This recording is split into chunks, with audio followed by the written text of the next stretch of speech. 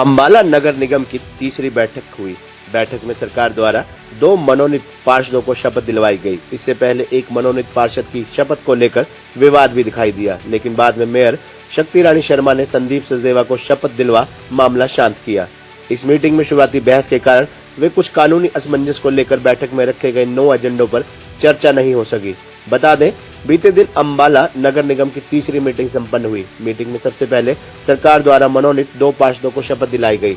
मनोनीत पार्षद संदीप सचदेवा के शपथ पर कांग्रेस पार्षद द्वारा सवाल खड़े करने पर हाउस में काफी गहमा-गहमी देखने को मिली, जिस पर कानूनी सलाह लेने के बाद मेयर द्वारा मनोनीत पार्षद को शपथ दिलाई गई। निगम की पिछली बैठक जहां से शुरू हुई थी, जहां पे स्थापित हुई थी, वहीं से मीटिंग की शुरुआत की गई।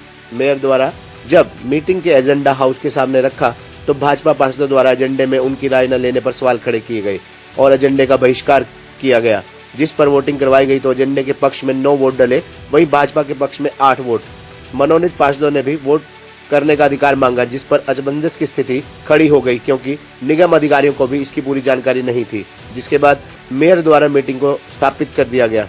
मेयर शक्ति रानी शर्मा ने बताया कि पिछली मीटिंग के बचे मुद्दों पर चर्चा कर उन्हें पास करवाया गया। पार्षदों की डिमांड पर हर वार्ड में पर्याप्त सफाई कर्मचारी देने के लिए अधिकारियों को निर्देश दिए गए। मनोनीत पार्षदों की वोटिंग के अधिकार पर कानूनी सलाह ली जाएगी, जिसे अगली मीटिंग में रखा जाएगा।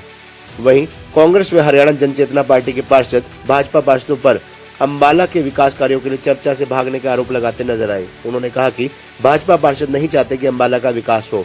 वहीं मनोनीत पार्षद संदीप सचदेवा ने कहा कि निगम के कानूनी दायरे के अंदर विकास पर चर्चा होनी चाहिए। निगम की मीटिंग को राजनीतिक अखाड़ा नहीं बनाना चाहिए। देखिए, जिसकी नीयत ना हो काम करने की, वो हमेशा पब्लिक को धोखा ही देता है। पिछली बार भी ऐसा ही हुआ था।